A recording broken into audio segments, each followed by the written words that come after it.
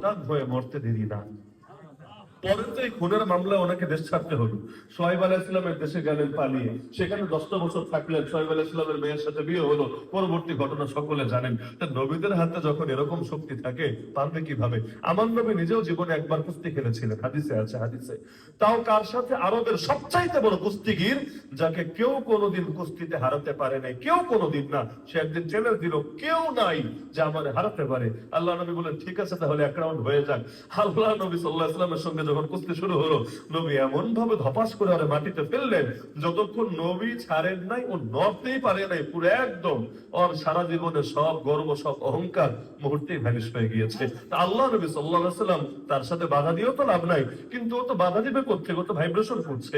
নবীজি এবার তরবারি উঠি ওর গর্দানে ধরে বললেন, কিরে বেটা, এখন তোরে কে বাঁচাবে আমার হাত থেকে? ও তো আর বলতে পারে না আল্লাহ, ও তো আর আল্লাহ বললে ওর জিন্দগি খতম। ও বলল, না না, সরি, দুঃখ, আমার ভুল হয়েছে, এবারের মতো আমাকে ছেড়ে দেন। আমি আর কোনোদিন আপনার পেছনে লাগবো না, নিজে তো লাগবো না, কাউকে লাগতেও দেবো না। আমি এখনই এলাকায় চলে গেলাম, রাস্তায়ও যদি কাউরে দেখি ওরা ভাগায় দিব, ইনশাআল্লাহ আমার এবারের মতো ছেড়ে দেন। আল্লাহ নবী ছেড়ে দিলেন, আলহামদুলিল্লাহ, ফলাফল খারাপ হয় নাই।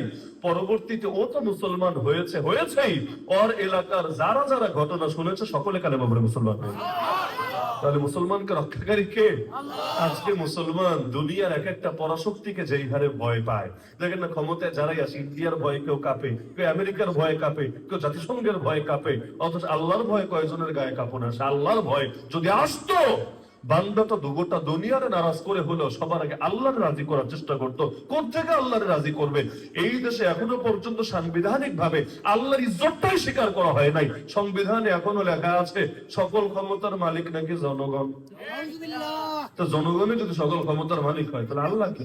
এজন্য জনগণ যা চায় হালাল বানায়, যা চায় হারাম বানায়। যেমন মদের বার এই দেশে লাইসেন্স দিয়ে রেখেছে, বেশ্যাখানা খুলে রেখেছে, সুদ অবাধে ছড়িয়ে দিয়েছে। এমনকি কত ধরনের গান বাজনা, অপকর্ম, অশ্লীলতা, এগুলো তো আর কোনো পাপই নাই। জিনা, হারাম রিলেশন, এগুলো তো আর কোনো পাপই নাই। এমনকি ভাস্কর্যের নামে মূর্তি সয়লাভ করে বাংলাদেশে ঘটিয়ে দিয়েছে। অথচ ক্ষমতার মালিক যদি আল্লাহরে মানত, গোটা দেশে সবাই মিলেও যদি বলতো বিড়ি খাবো, বিড়ি চাই, বিড়ির অধিকার কায়েম করতে চাই, সরকার পারতো বিড়ির বৈধতা দিতে? বিড়িতে লাভ না ক্ষতি? কষ্ট পায় না, আবার অনেকে বিড়ি খাইতে পারে।